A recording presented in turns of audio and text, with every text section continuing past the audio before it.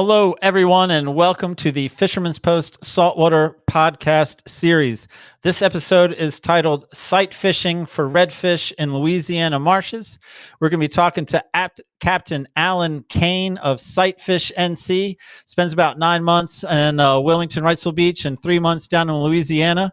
And he's going to be our guest. He's going to walk us through what to expect and what we can learn from a day on his boat down there in the Louisiana marshes sight fishing for red drum. My name is Gary Hurley of Fisherman's Post, and Fisherman's Post has been serving the saltwater fishing community since 2003. We've been bringing you fishing reports, fishing information, fishing tournaments, fishing schools, and here in our latest and greatest effort, the Fisherman's Post Saltwater Podcast Series, where we reach out to our captain and guide friends and ask them to share their insights, their knowledge, on how to catch more fish more often. And in this project and in this podcast series, I'm joined this week, as I am every week, with my podcast partner, Billy Thorpe of Thorpe Creative. Billy, welcome to another special episode, this travel feature we're doing in January. And I'm excited to talk to Alan about what he's got going on down there in Louisiana. Yeah, man, Alan's a good guy. I know him from the Wilmington, Wrightsville Beach area. Seen him at the boat ramp a few times when I was obviously fishing on someone else's boat. So yeah, super good guy. Looking forward to all the info that he'll bring on the episode. So yeah, Gary, it's been good, man. Everything going good your way? So you got your hoodie on, so it must be cold there. I'm a little cold. It's it's a winter show. It's a little cold. Actually, I just didn't want to wear a white T-shirt for 2 podcasts in a row. Oh. So I kind of made the game time. I mean, I wear a lot of white T-shirts. I don't know if you know that about me. I know you do know that about me, which is, I'm sort of saying this for the audience. So yeah, man, the blue hoodie made it. It's not that cold here. I just needed to not be wearing the same thing. Really, Gary just wanted to cover up his ketchup stain, mustard and ketchup. I know. Coffee stain. Coffee stain. Well, I'm always wearing a black T-shirt, always, so it doesn't really matter. But yeah, well, definitely going to get to it. Thanking our sponsors first and foremost. So I want to thank Bland Landscaping Company. They reached out to us. They love the podcast. They're an outdoors-minded company, and they're looking for people who are career-minded to come and be a part of their team.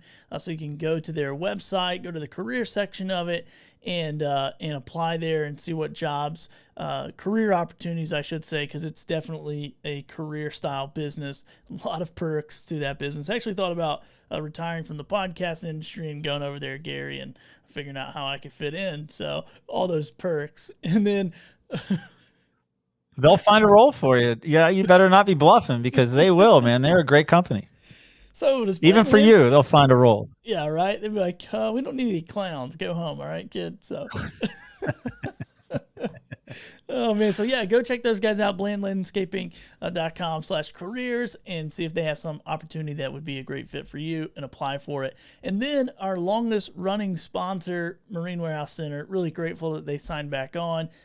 This is really, they're part of the show, part of the crew here. So wouldn't be able to do this without them. I got a quick message from them, and I'll be right back. At Marine Warehouse, we have everything. We have new boats, we have parts, we have accessories, new trailers, we have a complete service department with highly trained technicians. Anything you need to get out on the water, we have it. At Marine Warehouse Center, as we've grown over the last few years, now have a large selection of marine supplies from start to finish for all your boating needs. What I love about this region is to be able to get out on the water, and also we love to be able to get you out on the water. The best part of working at Marine Warehouse is being able to get involved with the customers and share a love for the water. There it is, man. Great dudes. Emmett, Terrell, love them both. And yes, very, very fond of Marine Warehouse Center. Was fond of them before the podcast. Even more fond of them now, because they have embraced this and they are a good fit. I mean, I love affiliating with them. Sales, parts, service, the whole 9 yards. And just those dudes, Emmett and Terrell. And, as I think I mentioned before, Terrell, I just found out at a party that Terrell got his first email address in 2021. And man, do I wish we could get that email address and just post it all over this podcast and have everyone blow up his email address. But just because he got one doesn't mean he's reading it, I guess. I mean, I'm not sure. So I didn't ask enough follow-up questions. But Terrell did reach out. He does have a joke. Again, you are more fond of Terrell's jokes than I am. Let's see. You tell me, Billy, how Terrell's doing in 2022. Again, right. Terrell's joke, not mine. Sure. He said, "Have you heard about the Bluetooth iceberg? On Bluetooth iceberg? Yeah, the Bluetooth iceberg. Never heard of that. Well, any ship that goes near it will sink. Because, Bluetooth. You sync with Bluetooth. No idea. Gary, you got to get jokes that I can probably figure out. I got to. This is Terrell's joke. Oh, Terrell. Yeah, sorry, Terrell. I don't know. Somebody go to Terrell and give him better jokes. Just write down Email some him. and then email him. Let's just start blowing up his email. I'm going to work on getting that email address. Let's start blowing it up with fishing and boating jokes. He'd be like, what in the world is going on? I got a cast net for whoever sends him the most jokes. This is perfect. I love that. We had a cast net giveaway for whoever submits the most jokes to Terrell via snail mail. Actually, just write them all down and mail them to him one at a time. And whoever gets the most wins. Too much fun, Gary. We'll flesh that idea out off camera, but right now let's finish up, and so I can introduce our guest. Man, speaking of coffee stains on my white t-shirt, yeah, you can go over to buymeacoffee.com/fisherman's-post and support Gary and I and buy us a coffee. So we are shooting most of these late at night, so it gets we get a little drained, so we need some of that coffee money. And we really appreciate everyone who has contributed and supported us as content creators. Really appreciate that. And then also, if you want to be a sponsor of the show, feel free to reach out to me, Billy@fishermanspost.com, and we can see what we got going on for you. Right on, man. I appreciate it. And then here, my reminder to you before I bring out Capt and Cain, Billy's best takeaway. So at the end of my discussion with him about Louisiana marshes and sight fish and redfish, Billy's best takeaway. But before we get there, Gary, I'm going to show you a fish picture because we almost forgot. And here it is. Greg O caught this 8-pound red drum on a live shrimp in Buzzards Bay near Fort Fisher. Now, Gary, the question is, does that look like an 8-pound drum to you? I think the question is, will you please repeat his last name for me again? His last name is Greg O, because I can't pronounce it. I wasn't going to butcher it, so I just figured I would go the easy route. Just call him a liar about the 8-pound redfish. And call You're him a going to say, liar. I'm not even going to attempt your last name, and I'm going to call you a liar. I'm going to edit that I don't think he's buying us a coffee. Greg was about to buy us a coffee, and then we called him a liar and didn't even try his last name. He had his credit card out like, I made it. I'm gonna buy these guys a coffee. And then I can't even, whatever. What is his last name, Gary? Let's give it your best shot. Okapa. I'm going to, see, I would probably say like Ochipa or something like Oh, cheapo. that would be way worse. Man, Boy, I'm so glad we didn't skip the fish photo. Man, we're killing it. Just ask us. We're killing it. All right. Billy's best takeaway. I'm coming back to you for Billy's best takeaway. Hello and welcome to the podcast, Captain Alan Cain of Sightfish NC. We're going to be talking about sight fishing red drum in Louisiana marshes. I've talked to you about your gig down there several times. Looking forward to talking to you about more detail. Welcome to the show, Alan. Thanks for having me. Yeah, man. Again, a pleasure to talk to you. I've played with the idea of going down there and visiting myself. Haven't been able to pull the trigger, but maybe at the conclusion of this talk, I'll find the right motivation. But before we talk about sight fishing redfish in Louisiana marshes, as is tradition on the Fisherman's Post podcast, I've got 2 questions for you. When you tell me you're ready, Alan, I'll give you question number 1. Ready when you are.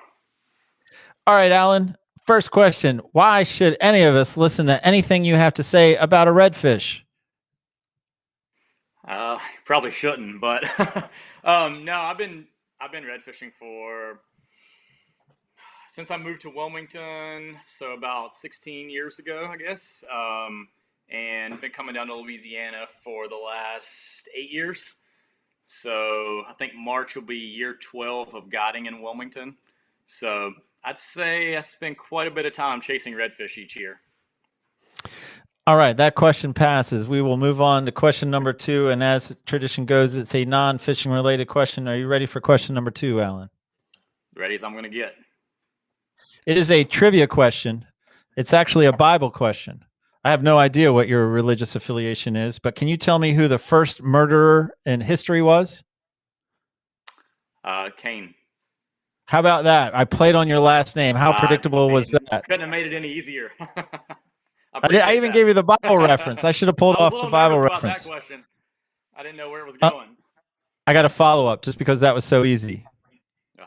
True, false. Cain was a fisherman. Oh, I'm just gonna say false. He was a farmer. Man, you're 2-0. You are killing it. That was a You, guess. I'm not gonna lie. you're not a Bible scholar. That was a guess. Well, I tell you what. Let's get to sight fishing, redfish in Louisiana marshes. And again, my vision for this special travel episode of our podcast series is sort of picturing getting on the boat and sort of telling us what to expect from a guest on the boat perspective. So we'll talk later about getting to Louisiana and staying and eating. But right now, as far as meeting you, where am I meeting you to hop on your boat to start for a day of sight casting? So we typically meet at a marina here. It's called Hopedale Marina. It's pretty much the only thing around this area. I mean, they're at the very end of the road, this long peninsula, kind of in the middle of nowhere. But usually I have guys meet there. It's a huge parking lot, plenty of places to park, boats, trailers, vehicles, and all the other guides meet there as well all the recreational fishermen. And so, just for reference, because Louisiana is expansive, we are the landmark in the middle of nowhere, but the closest landmark for people to get reference of where we're talking about would be. So from New Orleans, it's about 45 minutes southeast of downtown. Okay, man. And so, what's the scenery like? If I'm hopping on your boat, getting ready to pull away, like what? And I'm looking around, what am I seeing? Uh, Literally nothing. There's a single road from basically the town of Chalmette to the marina, and on both sides of the road, there's nothing but canals and marsh. There's a handful of houses and a lot of little seafood markets where they unload the shrimp trawlers, the oyster boats, the crab boats, all that stuff. But you are truly in the middle of nowhere here. So much so that literally they have to load the trucks in the middle of the road. There's nowhere to pull off the road in most places. What about my water view, man? Is it looking anything like my backwaters of North Carolina? It's similar grass. We have a lot of Spartina grass, but there's no tree lines. There's no houses like you would think about Wilmington, Wrightsville Beach, those areas. It's mostly houses and trailers on stilts. And when I say on stilts, like the house I'm in now, we're probably 30 feet up in the air. It floods so bad here, so everything is up really high. And prior to meeting you on the boat, you have advised me that I should bring what for our day of sight fishing redfish? So I actually keep a little text on my phone that I just copy and paste everyone. It's you'll need a fishing license, whether you go with a guide or on your own. And then I let everyone know, it's the whole rundown about lunches and ice, cooler. I've got all that stuff. I just have people bring whatever food they want and a fishing license, and we're good to go. How much that fishing license going to cost me? A single day non-resident, I think, is $17 per day. But if you go with a fishing guide, it's you can buy it in 3-day increments, and it's $10. Okay, man. So I'm on the boat, and as far as your mentality goes, as far as your approach goes, how do you figure out where we're going to head? It seems like there's what I imagine, because I've never been down there. It's imagine like lots of water, lots of possibilities. Everything looks fishy. How are you figuring out our game plan for this day? Well, it's compared to the North Carolina coast, it's about 50 times larger. It's a massive, massive, expansive marsh here. So it's a little intimidating at first when you look at it on like a map or your GPS, but coming from the East Coast, if you have any experience looking for redfish or any of the other flat species, you'll have no issue finding fish here. You just look for the same kind of things you would look for on the East Coast, anywhere that can concentrate fish, like a creek mouth, a pond, a shoreline that has a lot of contour to it where the fish travel. anything like that to help narrow down your search area. And what is it that you're referencing when you talk about a pond might hold fish?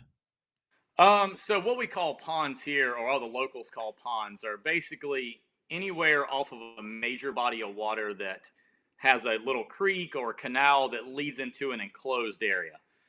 Sometimes they'll be 20 yards wide, and sometimes they'll be 500 yards wide. But most are very shallow and usually full of mud, oysters, and then some areas that has a lot of grass on the bottom. And I should have asked this up front. Like, what time of year are we talking about? Like, if I'm listening to this podcast and thinking, all right, I'm going to process this. Is this a trip I want to do? The part of the season that we're talking about in this podcast is when? So I typically am here November through January. I come down in the winter months, as well as most every other guide here. Their fishery is good year round in Louisiana. As much as I hate to admit it, it really blows the East Coast away. It's no comparison. But I do the winter months here because that's when the water is the cleanest, and that's when you have the best ability to sight fish those big adult redfish in very shallow water. And what about temperature wise? Am I on your boat in shorts? This year's been kind of weird. It's been very, very warm until the last 2 days. It was freezing on the water today and rainy. But most of the time, November, December, it can be anywhere from mid-40s to mid-70s. And it can change over the course of the day, just like North Carolina. Very, very similar weather to North Carolina in the winter. All right. So I am approaching this trip again. Like, someone might be thinking they're going to tow their boat down there and do this trip themselves out to the middle of nowhere.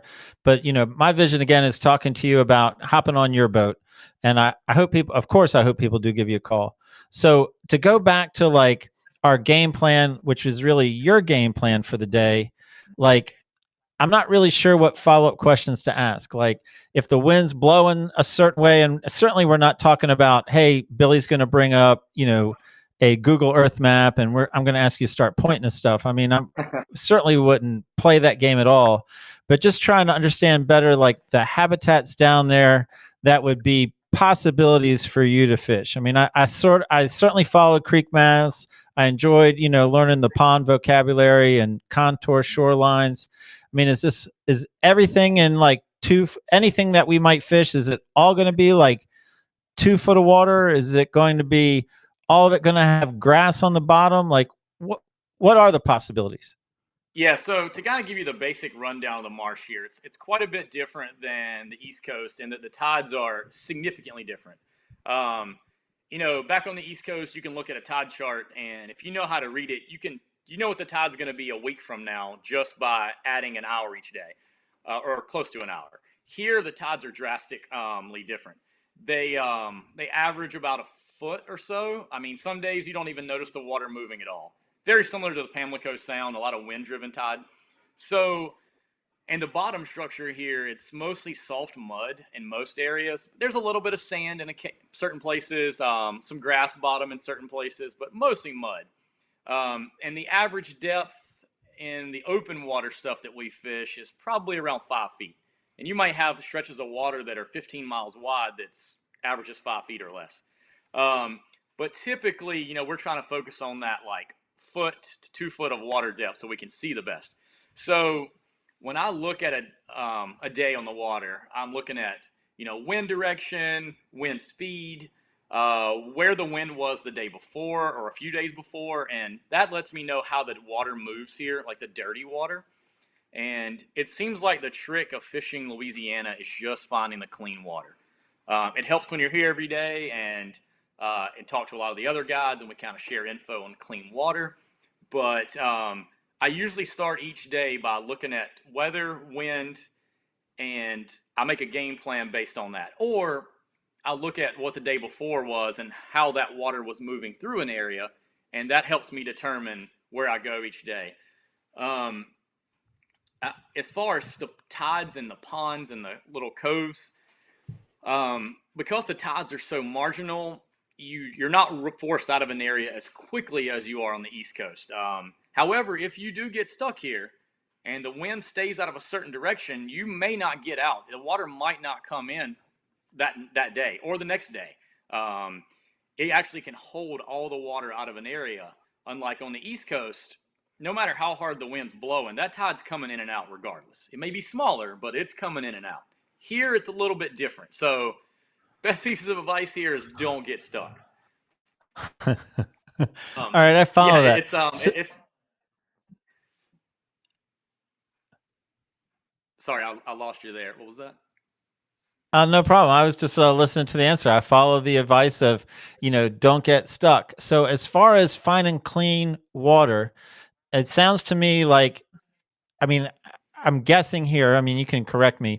For up here in my North Carolina state of mind, it's mostly like, has it rained? What about the runoff? Has it rained inland? Has it rained on the coast?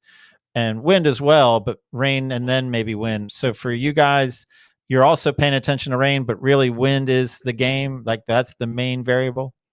Yeah, the wind definitely plays a factor.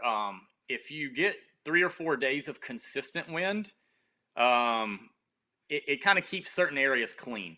It's when that wind rotates, and unfortunately, this is the time of year as well as the spring. I used to actually spend a few months here in the spring as well, and this is the time of year where the wind can switch directions over the course of the day or throughout the week. And what it does, it's because the bottom is so soft here, it just churns it all up. And when it's shallow water and blowing 25, it makes the water dirty. Well, then the tide comes in and out, or the wind switches, and then it pushes the dirty water in another area, or just makes everything dirty. So then you're having to really venture out of where you've been fishing, or you got to kind of hit new areas, or sometimes just you have to go shallower just to find clean water. All right. So if I know that this answer varies, but I'll ask it anyway. I'm on the boat. We've pulled away. The typical run before we start fishing is how far? Well, I'd say an average day, I'll probably do 60 to 70 miles round trip. That's the run out fishing, but I would say most days it's probably a 30 to 40 minute boat ride. Probably in that 10 to 20 mile range, depending on what area I'm trying to get to. And then you have days like today where the weather is horrible and it's raining and cold, so we only probably ran about 6 or 7 miles from the ramp.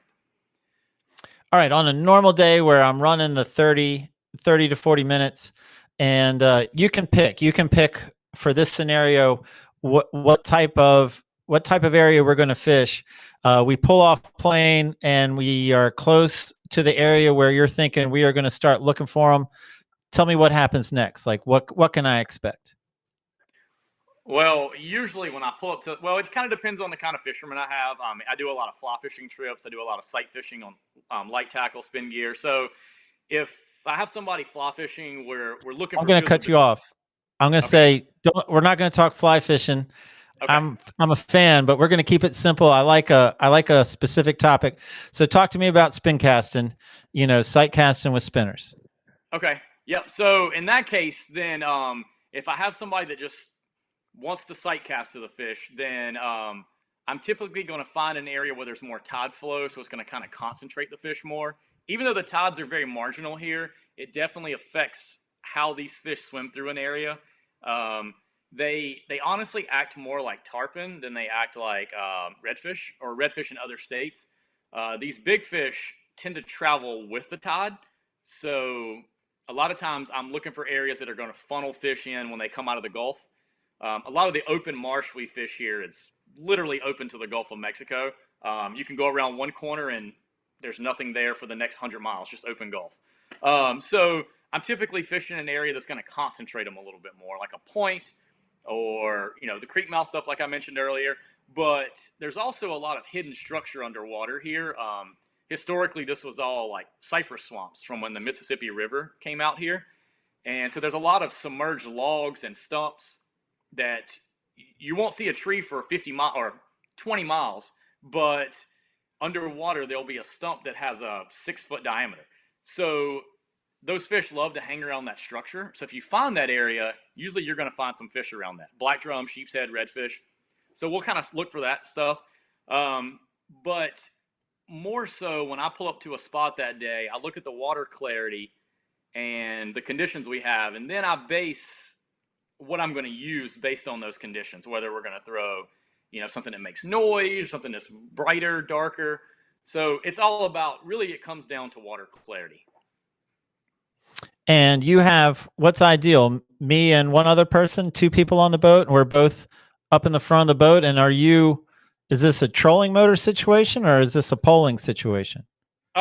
So typically, 1 to 2 people, like 2 max. It's all we do on the flats boats because it's all shallow water stuff. And even if we're fishing deeper water, the ability to pole the boat and control it. So, you can use a trolling motor, and a lot of guys do use a trolling motor, but I pole about 95% of the time, even though I have a trolling motor on the boat. I can just get closer and control the boat more precisely with the push pole than you can with the trolling motor. Especially in a situation where the fish are really close to the boat and can sense that vibration. Even though these fish are way less educated than any other redfish anywhere else in the nation, they're still sensitive to sound, and a lot of people chase them around with trolling motors, even here. So if you could sneak up on the fish, your chances go up drastically. So I'm usually poling. And so I know that we could finish the podcast with this question, but to give me the quick rundown, you're putting me up in the front, and just if the water is dirty, or the different scenarios about what you would put in my hand, just some specifics about what you might hand me to start the casting process. Yeah, so typically I throw we're throwing 7 foot, medium heavy action rods, because we're mostly targeting those 20 to 40 pound redfish and black drum. We're typically not even throwing at a fish under 10 pounds. If it's a good weather day, we won't even cast at a fish under 10 pounds. Just let them swim away. We're hunting those big fish. If it's bad weather, we'll throw at whatever we see. But usually a 4,000 size reel, and I fish 20 pound braid just for the casting ability, being able to get distance. But the quick rundown that I give everyone is how to approach that fish. So in the sight fishing world, it's all about how the lure approaches the fish. When you're blind casting, it's a guess. But when you're sight casting, it's all about the angle. You want the fish to think that he found that lure. So I'll go up front and I'll usually give someone a casting lesson as far as how to drop that lure, how to twitch it, how to swim it into the fish's zone, then make it jump in the water and get that reaction bite. So once I go over all that stuff, I'll have them make a bunch of practice casts, and then we'll start looking for them. If water's dirty and we can't see them, I'll have them throw a lot of blind casts. Or I'll have one guy blind casting in the middle of the boat, and then one guy up front ready to cast and sight cast to a fish when we see one.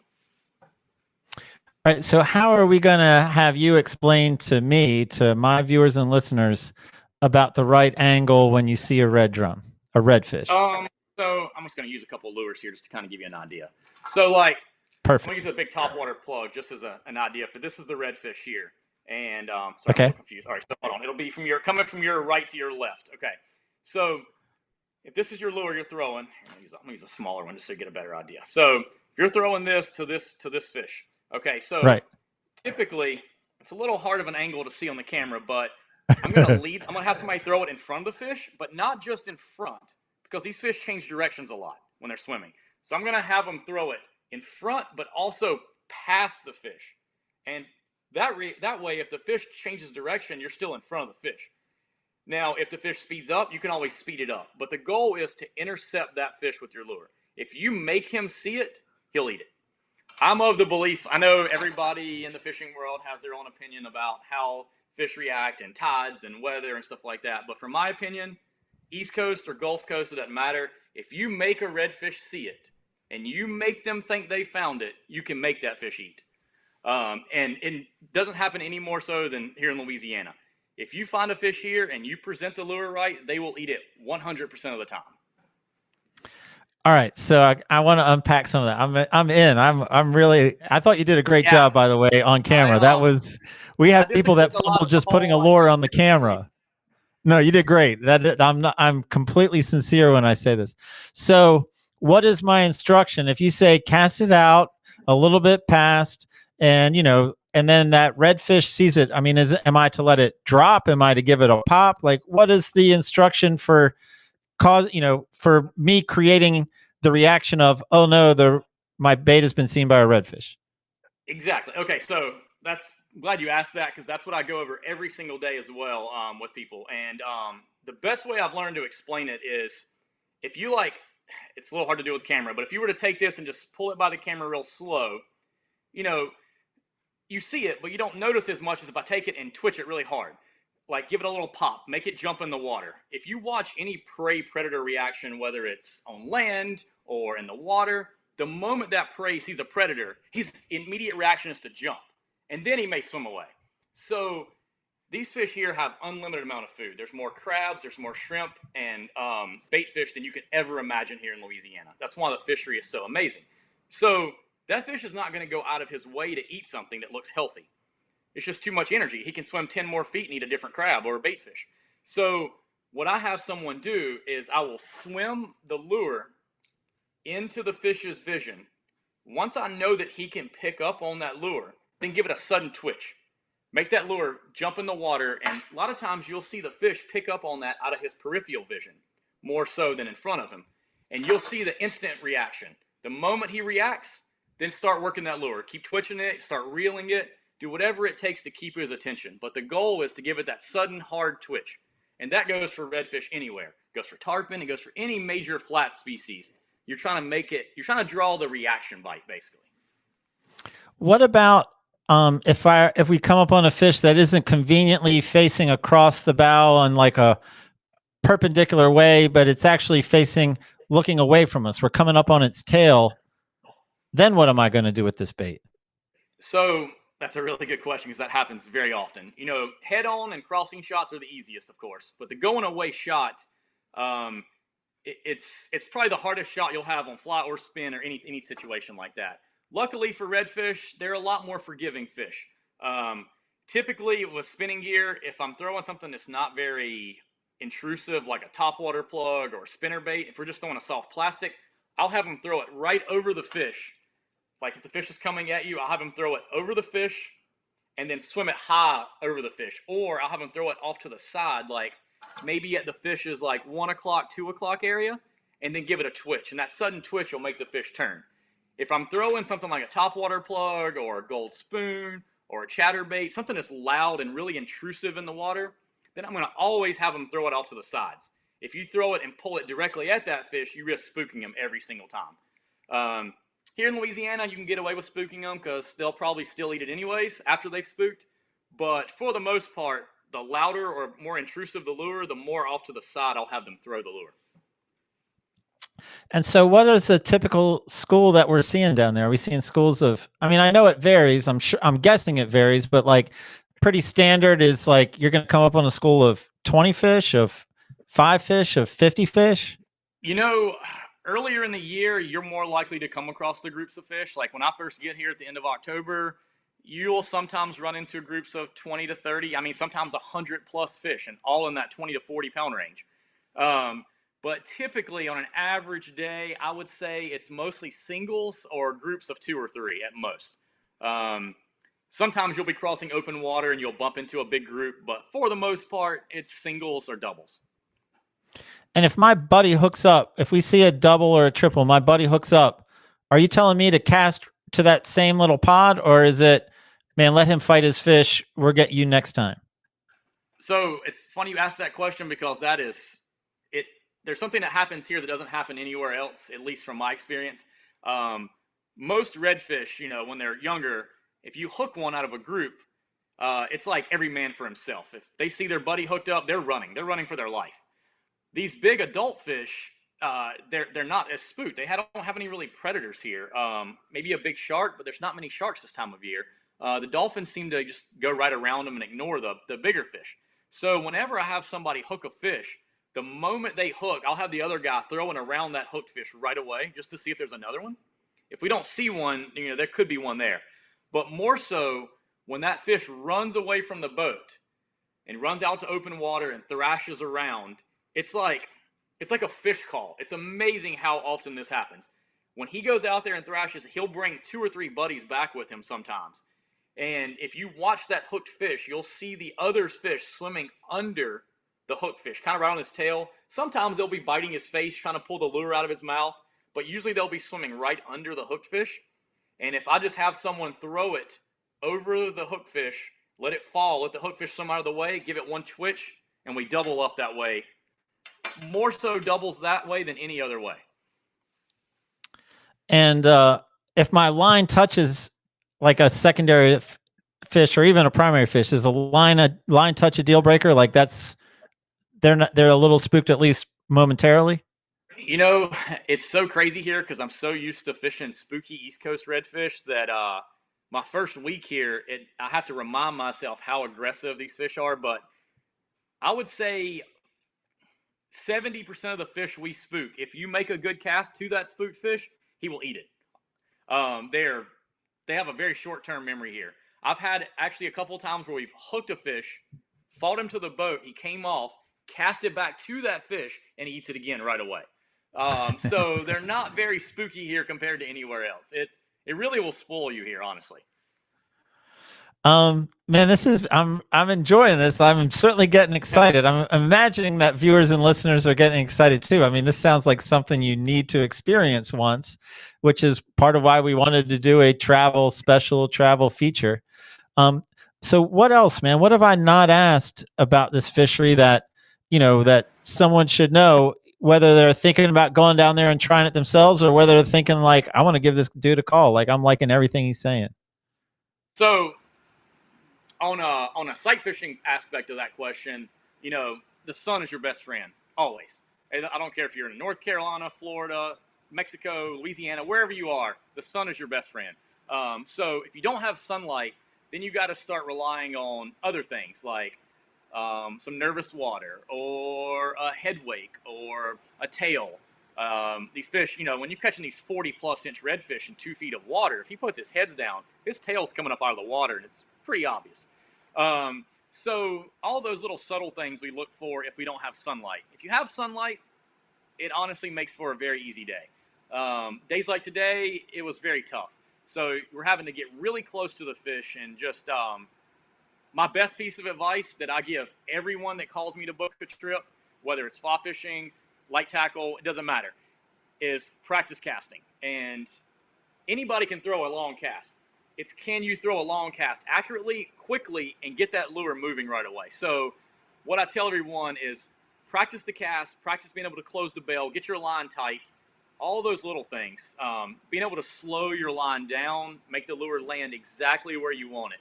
Those things are what makes my day a lot easier, to be honest, but it'll make your day much better too. So from a fishing aspect, learning to pick up on the subtle things like the movement the fish make in the water. But another subject on this topic is weather affects the fish just like it does anywhere else. So a big cold front rolling through, it's going to push those fish a little bit deeper. They're going to slide off the flat. If we get a sudden temperature drop. A couple days ago, I had 75-degree water temp, which is crazy for this time in December. Never seen that here. But then, today we had 58. So that was a big drop. So it basically pushed a lot of those fish off the shallow flats, off the little ledges, and off the creek channels. So being willing to adjust. If you're not seeing fish up shallow, go look deep. Typically, though, they're swimming those transition lines.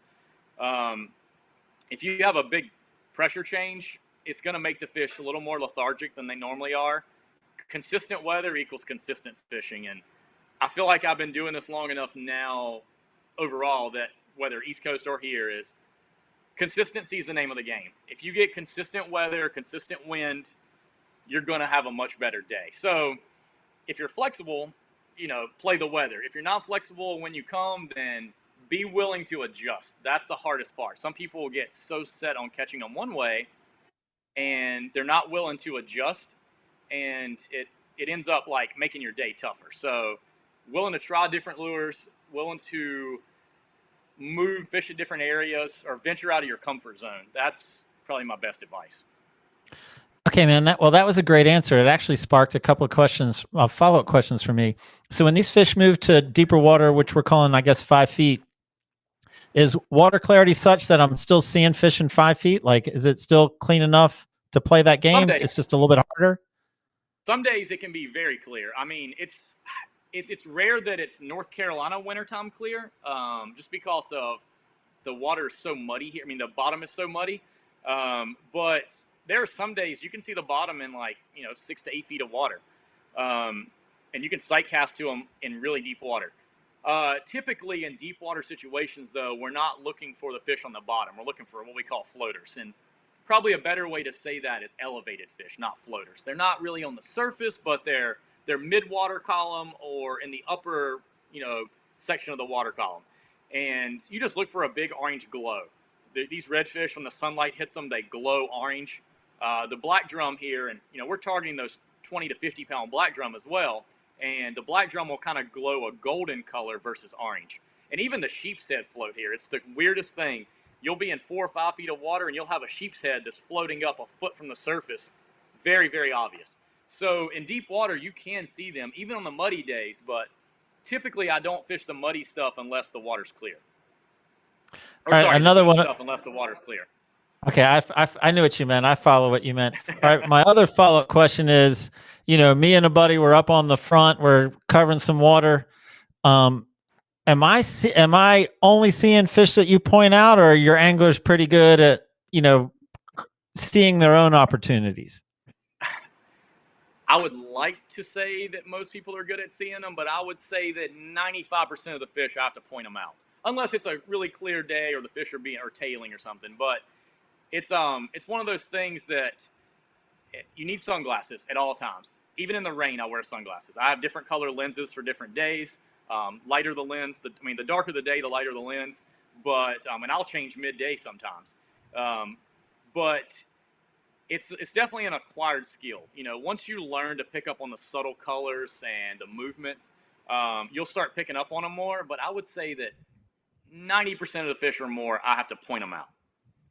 And when you do point them out, are me, the angler, are we still pretty good at seeing it? Or sometimes it's just a matter of send it about 30 yards at 2:00?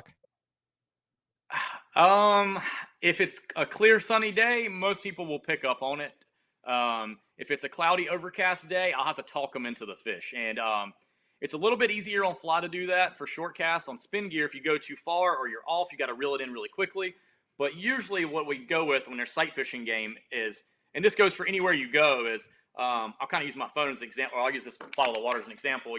Imagine a clock face. The very tip of the boat's always 12, 11, 10, 9, 8, 1, 2, 3, 4. So typically when I see a fish, I'll tell someone, I'm like, okay, 11 o'clock, 40 feet. And that'll get them looking in the right area. Unfortunately, in the heat of the moment, everybody tends to be looking a little bit off. So I always have someone point their rod. And by pointing their rod, I can really get them pointing in the right area and then talk them in the fish from there. If it's a situation where they just can't see it regardless, I'll just get them pointed in the right area and I'll have them throw a long cast, rod tip up, reel the lure up high where I can keep track of the lure in the water. And then when it gets in the general vicinity of the fish, I'll have them stop it, let the lure fall, and then twitch it and get the fish to eat it. I follow that. Hey, what is the regulations down there? Is this all sport fishing? Is this all game fish, or is anyone taking a redfish home for the table?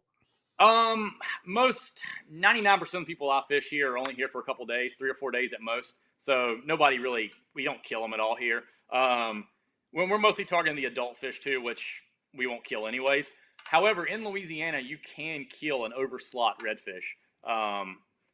Very few people do it, but it is allowed here.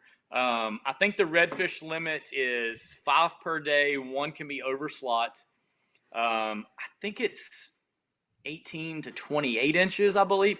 I don't really kill them here, so I don't really know. I don't keep up with it. But I know it's 5 fish per day for redfish, and it's 25 trout per person if you wanted to trout fish. So crazy trout limits. And then the people who come down to fish with you, I'm guessing they don't come that far for one day. Most people are booking a couple of days. Yeah, I would say the average person does 3 days. Some guys will do 6 or 7 days. Some guys will do 2, but I would say 3 is usually average. And then you get a handful of guys that are coming to town for a game, the stadium, the Superdome's right downtown, or they want to come visit New Orleans for a day or 2 with their spouse or friends. So you'll get a few guys that come for a day, but typically 3 days. That way you're more likely to get a good weather window. I follow that. All right. So now for my standard kind of travel questions.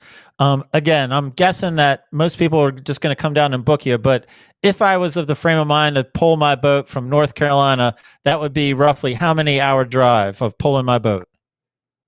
Well, if you time it right and don't get stuck in Atlanta traffic, then it can be pretty quick. But I mean, it's easier, I should say, not quick. But I would say it takes me about 14 hours normally to get here. I stop a little more often with the boat just to check everything, burn a little more gas, of course, with the boat. So I would figure on 14 hours towing a boat. And another travel question. Whether I'm bringing a boat or I'm coming to fish with you, how do you advise me as far as accommodations, man? Where am I going to spend the night?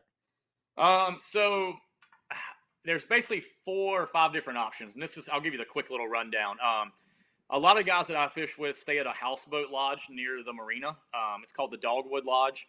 It's a pretty cool little houseboat. It's an old Coast Guard boat. They did a huge, $1 million plus renovation to it, and I think it sleeps 14 people, but it fills up pretty quick between duck hunters and fishermen. And they cook you a breakfast, fix you a lunch, and fix a nice dinner each night. And guides will pick you up right on the boat. The other option, there's some houses here to rent. There's probably half a dozen houses in this area to rent, and quite a few RVs as well that you can rent for a few days. The downside is there's 0 restaurants, no gas stations. There's nothing in this area at all. So you've got to drive 25 to 30 minutes to get food, or you have to bring it with you. The other option is there's a town about 30 minutes away called Chalmette, and it's just outside of New Orleans. There's a Holiday Inn and a Best Western there, which is probably the 2 top hotels for the fishermen that come and duck hunters that come to this area. There's a handful of good restaurants there. One called Mimi's, and they're closed on Mondays, but every other night of the week they're open, and it's pretty good. They have a really good oyster bar, and they have a lot of different seafood dishes. Probably the nicest restaurant in Chalmette. There's a couple other handful smaller restaurants there, but definitely recommend Mimi's if you're in Chalmette. And then the last option would be New Orleans, of course. It's about a 45-minute drive to the boat ramp if you don't get any traffic. To the airport, it's about an hour. But there's unlimited hotel options in downtown New Orleans, lots of Airbnbs, lots of houses. The nightlife, of course, a lot of guys come down so they can spend a few nights in New Orleans on Bourbon Street and see the music and go to the bars. And the restaurants there is the 2 reasons you come to Louisiana. Well, 3. The duck hunting, the food, and the fishing. It's second to none.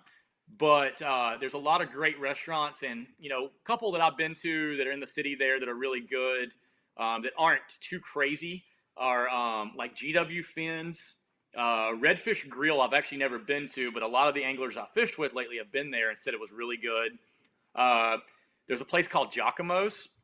It's like a little French Cajun restaurant up near uptown part of New Orleans. It's really good food. You're going to have a little wait if you go there, but there's a bar next door so you can hang out while you're waiting on your table.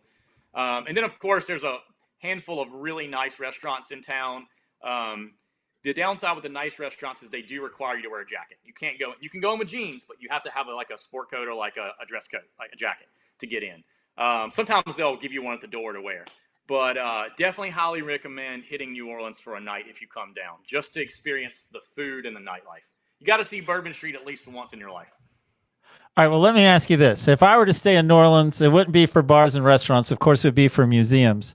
But if I were to stay in New Orleans, and that was my attempt at a joke, man, we've been talking about sight fishing. So I forgot to ask, am I meeting you early in the morning, or we don't need to meet early because we actually need some sun? Yeah, typically we meet at 8 every day. If I know the weather's going to be bad in the afternoon, we may start a little earlier just to get a head start. But typically I meet at 8 every day. I don't play the tides here like I play the tides on the East Coast. The tides are so marginal here that I can find shallow water and find fish regardless of the tide here. So you usually meet at 8. Lets the sun get up a little bit. This is the time of year where it's usually colder, so you want it to warm up a little bit. And then usually we're back at the dock around 4:30 each day. You start losing sunlight around 4 this time of year, or 3:30, so it's not really worth fishing later. All right, man. Well, here's my final question for you. For the person who listened to this podcast and thought, yeah, that sounds great, but right now Louisiana is out of reach, but I really like this dude. Alan, tell us a little bit about your 9 months on North Carolina. Give me the quick highlight reel of what you're doing when you're back here on the East Coast in North Carolina. So yeah, I live in Wilmington, but I basically fish everywhere from Topsail Island all the way to Oak Island. Again, the same deal. Depends on weather, wind, tides, and where people are staying as well.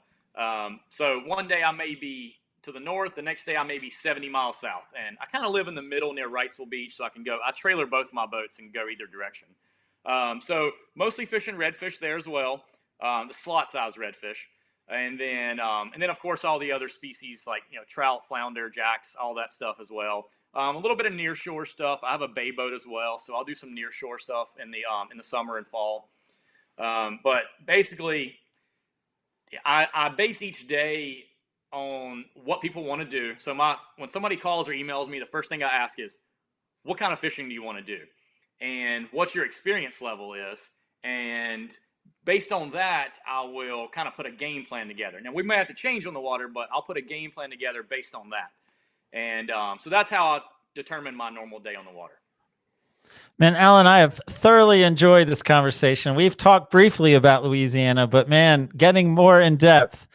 Man, my kids are getting older. Perhaps my Louisiana window is opening, and this was my push to actually commit to something, man. I appreciate your time talking about it. I'm sure other people have enjoyed it as well, man. Yeah, thanks for having me. I appreciate it. All right, Alan. I'll see you soon enough. All right, sounds good. Thanks, Gary. Later, man. See ya. Billy Thorpe. I don't know. What's your experience with New Orleans, Billy? I don't have any. I was sitting here thinking like, dang, that's on my list. I got to put it on my bucket list because I'm not. A company trip. I think the podcast should pay for you and I to go to New Orleans. Yeah. And then go fish in 3 days with Alan Cain. That sounds good. So if you want to sponsor the show. Yes. You want to sponsor I want Louisiana to sponsor sponsor the show. Call Louisiana Tourism and tell them we've got a great idea for them. You know what? Depends on how big the sponsorship is. There might be room for 3, Anyway, man, well, what about good fun. Billy's best takeaway? Man, I think, a couple things. One, Louisiana fishing sounds super fun. It sounds like my kind of fishing, maybe a touch easier than some spots. But I think when he was talking about how to cast the bait and present it to the fish, I think in freshwater, saltwater, I'm more versed in freshwater, but in saltwater, like I always have a challenge with like, man, where do I put this bait? How do I get it to them? So I think, make them see it and then do that one good twitch. And then if they're on it, then you can, start really working it. So I thought that was pretty cool to, figure out what the bait's doing, what it's acting like, and then, present that injured bait versus just kind of doing what I do, which is I don't really have a method. So, I love the idea of like multiple chances so you can really dial in your presentation. You can actually see repeatedly like what's working, what's not working, what's working even better, and then test your theory. And I mean, that's what I like the idea of like, and then the challenge of like, all right, now this fish is swimming away. Can I pull this off? I'm in on this trip, man. I'm totally in on this trip, actually. Yeah, when he was talking about those fish being kind of dumb, for lack of a better word, and like one slipping off at the boat, I'm like, that's what always happens. The biggest fish I have always gets off right at the boat. So if I get a second shot, here we go. Here we go. That's your fish, man. That's my story. That's what we've been looking. We need you on the dumbest fish that we can find, and suddenly Billy's a better angler. That's right, man. Like, what are the fish who don't care? Like, I need those fish because I suck at fishing. So that's why I started a podcast, Gary. Well, I tell you what, before we start counting what sponsors we could sign to get us to Louisiana, I think we should thank our current sponsors for making this episode possible. What do you say? Absolutely. So Marine Warehouse Center, been on since early. I don't know how many episodes we're out now, but pushing close to 100. And they came on, believed in the podcast. So we really appreciate those guys. So go check them out. They're in Wilmington, North Carolina. Also have a shop in Charleston. And then they ship worldwide as well. So it's not just those 2 locations. But if you need something, they can get it to you. They can ship it to you. And then Bland Landscaping Co. came on again for some episodes with us. So we really appreciate them. And they are looking for people that are really outdoors minded, love to spend time outdoors, and really looking for a career. So they have locations all over North Carolina. Go to their website, blandlandscaping.com, and go to careers section and see if they got something for you, because they're big into family, big into fishing. They reach out to us. They're big fans of the podcast and want people on their team that are excited about going to work early, getting off early, and getting on the boat, going fishing. So I support those two sponsors. Yeah, man, I'm proud of our sponsors too, man. I think they both fit well. I think I like what they're both all about. And I love that they've aligned themselves with us, our podcast, and I hope our podcast is doing them right, because I think they're a great fit. So I hope we're helping both of them out. Yeah, absolutely, Gary. Absolutely, man. Well, it was great. Thank you so much, Alan, again, for coming on the show, and we'll talk to you guys in the next episode. Fisherman.